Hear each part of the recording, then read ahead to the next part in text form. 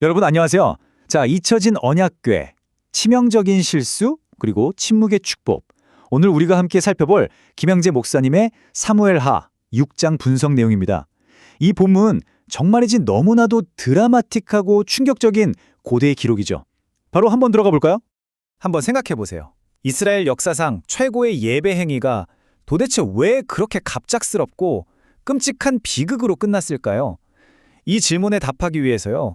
우리는 영적인 안일함이라는 아주 은밀한 문제부터 시작해서 끔찍한 위기, 그리고 오늘날 우리 삶에도 그대로 적용할 수 있는 정말 놀라운 해결책까지 순서대로 쭉 짚어보겠습니다.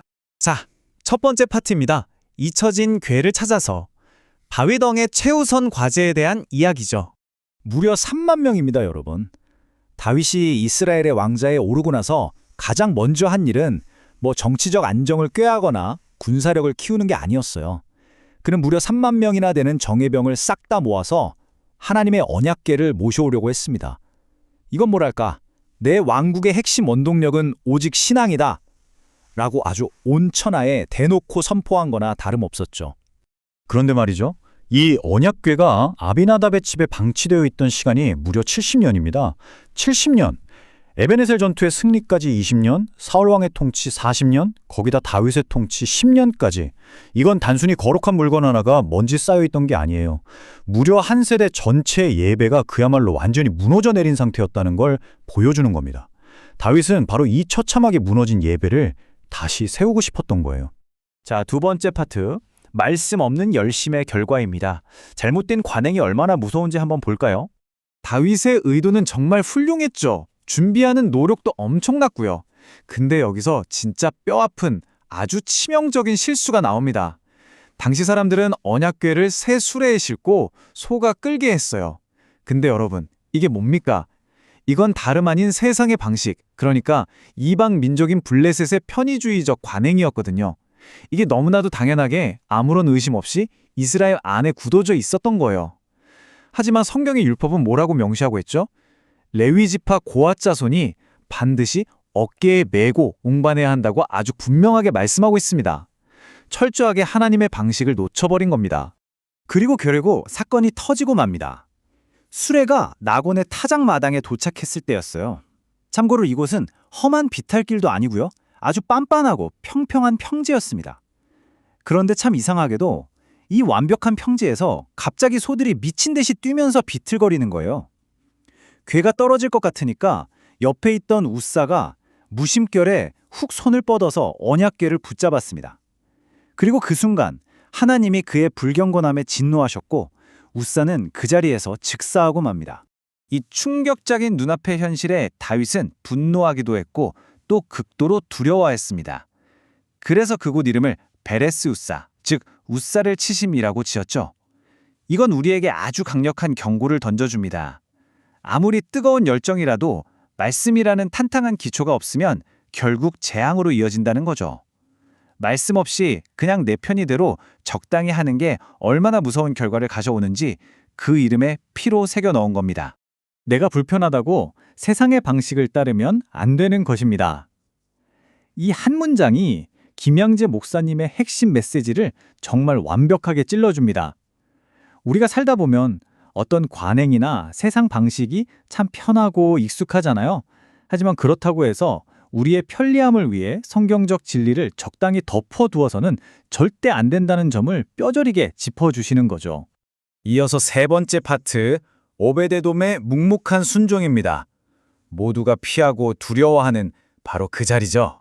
방금 다윗 왕이 엄청난 두려움을 느꼈다고 했잖아요. 근데 참 역설적이게도 이 두려움 때문에 전혀 예상치 못한 한 영웅이 무대에 등장합니다. 바로 오벳 에돔이에요. 이름 뜻부터가 에돔을 섬기는 자입니다. 이스라엘 주류도 아니고 이방인 가드 출신의 진짜 풍범한 사람이었거든요. 이스라엘의 왕조차 무서워서 궤를 방치하고 도망갔는데 이 사람은 모두가 피하는 그 무서운 언약궤를 기꺼이 자기 집으로 모셔드립니다. 오벳 에돔의 이 결정이 진짜 소름 돋게 위대한 이유가 뭔지 아세요? 그는 이 언약궤에 얽힌 무시무시한 역사를 너무나도 잘 알고 있었어요. 과거의 블레셋에서 그 거대한 다곤 신상이 궤 앞에 박살난 일, 베세메스 사람들이 궤 안을 들여다봤다가 떼죽음 당한 일, 그리고 바로 방금 전에 우사가 만졌다가 즉사한 그 끔찍한 사건까지 싹 다 말이죠. 그럼에도 불구하고 이 무거운 짐을 묵묵한 순종으로 받아들입니다. 사실상 남들은 다 기겁하고 도망치는 사지의 십자가를 자기가 직접 짊어진 거예요. 자, 결과가 어떻게 됐을까요? 단 3개월입니다. 3개월. 오베데돔이 두려움을 넘어서 순종과 경외함으로 궤를 모셨을 때 하나님은 단 석 달 만에 그의 온 집안에 정말 상상할 수도 없는 어마어마한 복을 쏟아부어 주셨어요. 70년 동안이나 잊혀지고 방치됐던 궤가 마침내 참된 순종의 사람을 만났을 때 어떤 엄청난 기적이 일어나는지 아주 극적으로 보여주는 대목이죠. 이제 마지막 네 번째 파트, 오늘날 우리의 십자가입니다. 회피가 아닌 순종에 대해 생각해 보죠. 그러면 수천 년 전의 이 이야기가 지금 우리 삶에는 어떻게 연결될까요?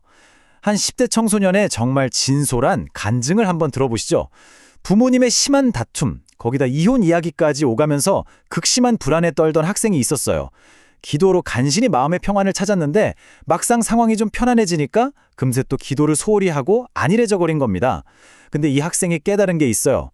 자기가 평안해졌다고 다시 하나님을 찾지 않는 모습이 다윗이 자기 편의대로 소달구지를 썼던 거랑 너무 똑같다는 걸 말이죠.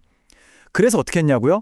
아직 교회에 안 나가는 아버지와 오빠의 구원을 위해서 매일매일 말씀을 묵상하고 기도하는 그 불편하고 무거운 자리를 묵묵히 지키겠다고 새롭게 헌신을 다짐했습니다. 이 간증이 우리에게 주는 메시지는 너무나 명확합니다. 모두가 피하고 싶어하는 그곳이 사실은 진정한 축복의 자리라는 거예요.